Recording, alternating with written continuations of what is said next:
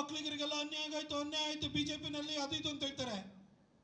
ಸಿದ್ದರಾಮಯ್ಯನವರೇ, 1977ರಲ್ಲಿ ತುಳಸಿದಾಸಪ್ಪ ಅವರಿಗೆ last ticket ಕೊಟ್ಟಾದ ನಂತರ ಒಕ್ಕಲಿಗರ ಬಗ್ಗೆ ಇಷ್ಟೊಂದು ಪ್ರೀತಿ ಇದೆಯಲ್ಲ, ನೀವು ಯಾವ ಕಾರಣಕ್ಕೋಸ್ಕರ ಕಾಂಗ್ರೆಸ್ 47 ವರ್ಷಗಳ ಕಾಲ ಒಕ್ಕಲಿಗರಿಗೆ ಟಿಕೆಟ್ ಕೊಡಲಿಲ್ಲ?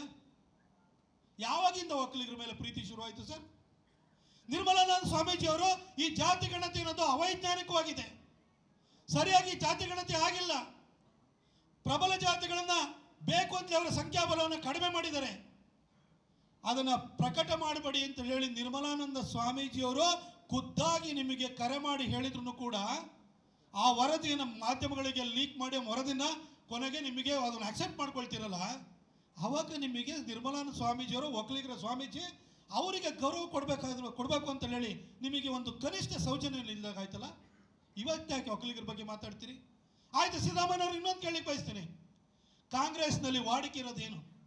1999ಕ್ಕೆ ಹೋಗಿ ಆಗ ಪ್ರದೇಶ್ ಕಾಂಗ್ರೆಸ್ ಅಧ್ಯಕ್ಷರು KPCC ಅಧ್ಯಕ್ಷರು SM ಕೃಷ್ಣ ಅವರನ್ನ ಚುನಾವಣೆಗಿಂತ ಮೊದಲು ಅಧ್ಯಕ್ಷರು ಮಾಡ್ತಾರೆ. ಕಾಂಗ್ರೆಸ್ 130ಕ್ಕಿಂತ ಹೆಚ್ಚು ಸೀಟ್ ಬರುತ್ತೆ.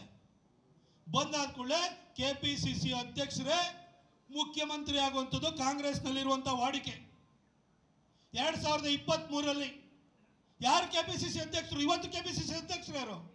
DK ಶಿವಕುಮಾರ್ ಅವರು. DK ಶಿವಕುಮಾರ್ ಅವರು ಎಲ್ಲ ರೀತಿಯಲ್ಲೂ ಕೂಡ ಎಲ್ಲ ಶಕ್ತಿಯನ್ನು ಹಾಕಿ ಇಡೀ ರಾಜ್ಯಾದ್ಯಂತ ಹೋಗಿ ಪಕ್ಷವನ್ನು ಸಂಘಟನೆ ಮಾಡಿ ಒಬ್ಬ ಹೋರಾಟಗಾರ ಅಂತ ಅನ್ನಿಸ್ಕೊಂಡು ನಿಮ್ಮ ಪಕ್ಷಕ್ಕೆ 135 ಸೀಟ್ ಗೆಲ್ಲೋದ್ರಲ್ಲಿ ಅಥವಾ ಗೆಲ್ಲಿಸಿ ತರೋದ್ರಲ್ಲಿ ಅತಿ ದೊಡ್ಡ ಪಾತ್ರವನ್ನು ವಹಿಸಿದಂಥವ್ರು DK ಶಿವಕುಮಾರ್ ಅವರು. ಅವರೇ ರಾಜ್ಯಾಧ್ಯಕ್ಷರು, ದುಡ್ಡು ಖರ್ಚು ಮಾಡಿದ್ದವರು, ಸಂಘಟನೆ ಮಾಡಿದ್ದವರು, ಹೋರಾಟ ಮಾಡಿದ್ದವರು. ಅವರಿಗೆ ನೀವು ಯಾಕೆ ಸರ್ ಮುಖ್ಯಮಂತ್ರಿ ಆಗಕ್ಕೆ ಬಿಡಲಿಲ್ಲ? ಒಕ್ಕಲಿಗರ ಮೇಲೆ ಪ್ರೀತಿ ಇತ್ತು ಅಂದರೆ ನಾನು ಆಲ್ರೆಡಿ 5 ವರ್ಷ ಮುಖ್ಯಮಂತ್ರಿ ಆಗಿದ್ದೀನಿ, ಈ ಸರಿ DK ಅವರು ಆಗ್ಬಿಡ್ಲಿ ಅಂತ ಹೇಳಿ ಅವತ್ತ್ಯಾಕೆ ಸರ್ ನಿಮಗೆ ಅನಿಸ್ತಿಲ್ಲ? ಒಕ್ಕಲಿಗರ ಮೇಲೆ ಪ್ರೀತಿ ಬರಲಿಲ್ಲ?